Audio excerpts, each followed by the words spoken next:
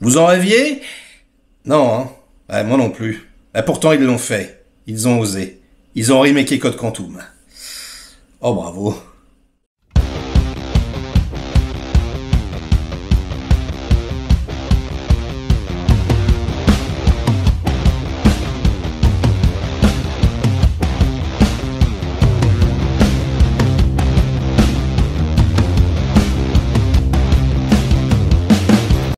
Salut les cinéphages, c'est Mérège, tous aux abris, ils l'ont fait, NBC l'a fait. Oui, ils ont osé faire un remake de Code Quantum, une des séries les plus cultes des années 80-90, avec l'extraordinaire Dean Stockwell, à qui l'épisode remake là est dédié, hein.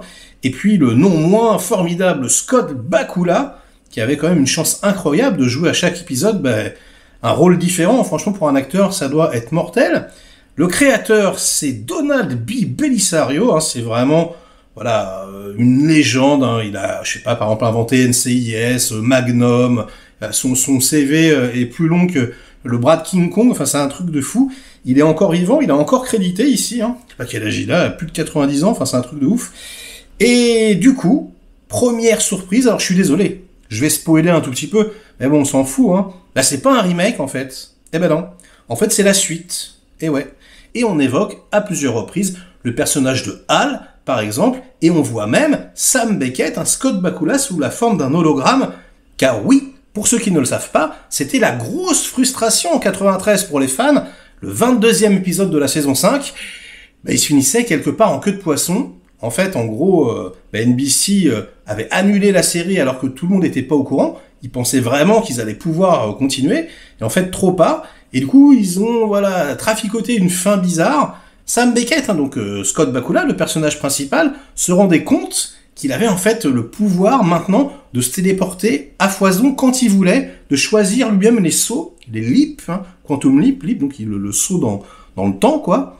Et du coup, il devenait une sorte de dieu. Mais en revanche, il y avait un panneau à la fin qui disait « Il n'est jamais rentré chez lui ». Trop bizarre. Et là, ils le disent dans la nouvelle série, il n'est jamais rentré chez lui. Franchement, ils le disent, ils en parlent, on voit l'hologramme. Lou fiche mon billet qui va être dans la série à un moment donné, hein, ils vont nous le faire apparaître du chapeau. Alors, qu'est-ce que ça vaut, cette nouvelle version, enfin cette suite du coup, hein, ce soft reboot?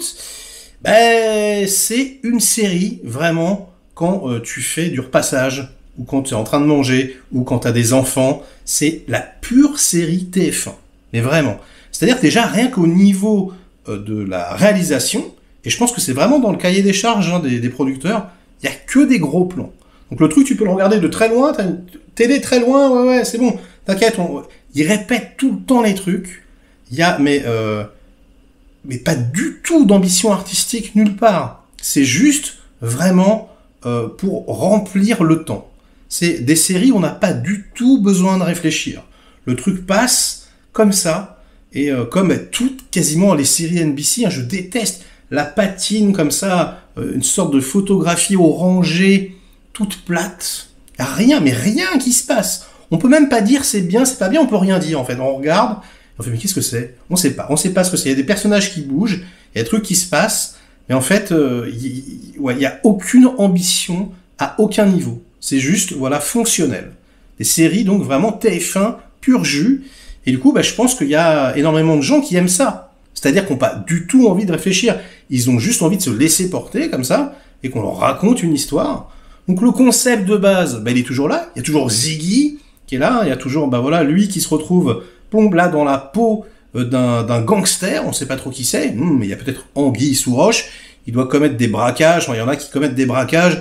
Et puis lui, en gros, il se retrouve comme chauffeur. Le mec qui doit les sortir de la misère, quoi. Mais peut-être que les méchants ne sont pas tous méchants, oh là là, parce que oui, il y a un petit cœur qui bat dans chaque être humain. Et puis à la fin de l'épisode, léger spoiler, il se retrouve donc dans la peau d'un autre personnage, là, un cosmonaute, dans une fusée, et puis voilà, quoi, et puis ainsi de suite, hein, comme exactement pareil. Sauf que là, c'est plus Hal, hein, en fait maintenant c'est une femme, et l'actrice c'est pareil, elle est fade au possible, elle s'appelle Kathleen Bassett, on a l'impression qu'elle est en plastique un peu, elle a aucun charisme, l'alchimie marche pas du tout, enfin on a l'impression vraiment qu'ils sont dans chacun sur leur truc, quoi. Ils récitent leur texte, Les effets spéciaux sont dégueulasses, mais c'est hallucinant. C'est-à-dire, il y a des green screen et des trucs, mais ignobles. C'est vraiment une série de feignasses où tu sens que vraiment ils viennent prendre leur chèque, ils n'ont rien à battre. C'est particulier, tu te souviens de rien, ni de la musique, ni... On te répète inlassablement le scénario, ce qui va se passer, les choses. Ouais, c'est vraiment typiquement une série, tu peux fermer les yeux, l'écouter, tu comprends quand même. Et ben du coup, c'était quand même pas ça, Code Quantum. Parce que c'était pas non plus la série, la meilleure série du monde, je veux dire. Mais oui, le concept, les acteurs, Dean Stockwell, c'est quand même un putain de comédien. Enfin, je veux dire, il y avait quelque chose qui se passait. Et puis, bon, alors peut-être que c'est la nostalgie qui parle, hein, mais ça a rangé à côté de Supercopter, on sait, ces séries sur la 5, hein, voilà, K2000, Airwolf, ou sur TF1, les agences touristes, ou même sur la 6, un petit peu plus après, mais X-Files, enfin voilà, c'est des séries que tout le monde a regardé, parce qu'il n'y avait pas Internet, ou très peu, et avec ça à regarder, tout le monde connaissait, et voilà, ça faisait plaisir, mais il se passait un truc, il y avait du charme. Là, il se passe rien, mais rien du tout. Et bon, l'acteur, il est sympa, il a un petit côté smart, un petit côté James Bond. Il pourrait faire un bon James Bond asiatique, franchement, ça lui irait pas mal. Mais voilà, ça patine dans la choucroute, quoi. Les mecs, ils essayent d'avancer, ils font le moonwalk, quoi. Et du coup, ben non, ça fonctionne pas. L'histoire, elle est... on s'en fout un peu, enfin voilà... y a rien, c'est même pas désagréable, en fait, c'est le vide, le néant. C'est vraiment encéphalogramme plat. Donc, bah, c'est super décevant, franchement, hein. Je connais pas du tout la date de diffusion en France. De toute façon, ça va passer, hein, forcément. Hein. Je pense que les séries NBC, je crois que ça passe sur TF1, donc ça sera sur Salto, probablement. Hein.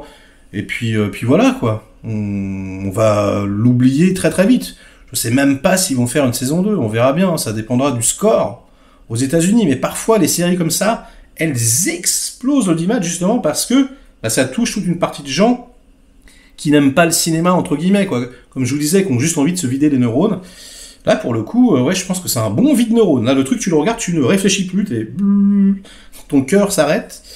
Sans compter que le concept d'origine est quand même ultra capillotracté. On va pas revenir sur les détails des voyages dans le temps dans les films et les séries, mais c'est n'importe quoi. Parce qu'à partir du moment où t'envoies quelqu'un dans le passé, ceux qui sont dans le futur, ils sont censés se transformer ou disparaître. Voilà, l'effet papillon, quoi. Tu changes le passé, tu changes le présent, tu changes le futur, hein. Voilà. C'est normal. Enfin, c'est logique.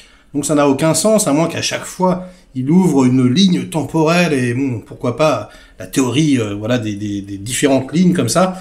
Parce que je croyais que ça s'appelait la théorie des cordes, mais en fait, pas du tout. Et oui, donc, même à ce niveau-là, quand on commence à réfléchir, c'est de toute façon complètement absurde.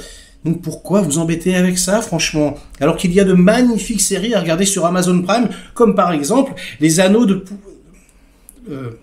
Enfin bon, bref, il y a d'autres séries à regarder, quoi, voilà. Bon, on va s'arrêter là pour cette critique. Likez la vidéo si elle vous a intéressé, diverti un minimum. Délikez-la sinon, inondez-moi de commentaires, hein, comme d'habitude pour faire marcher le petit robot YouTube. Et nous, on se retrouve très vite pour de prochaines aventures. Ciao!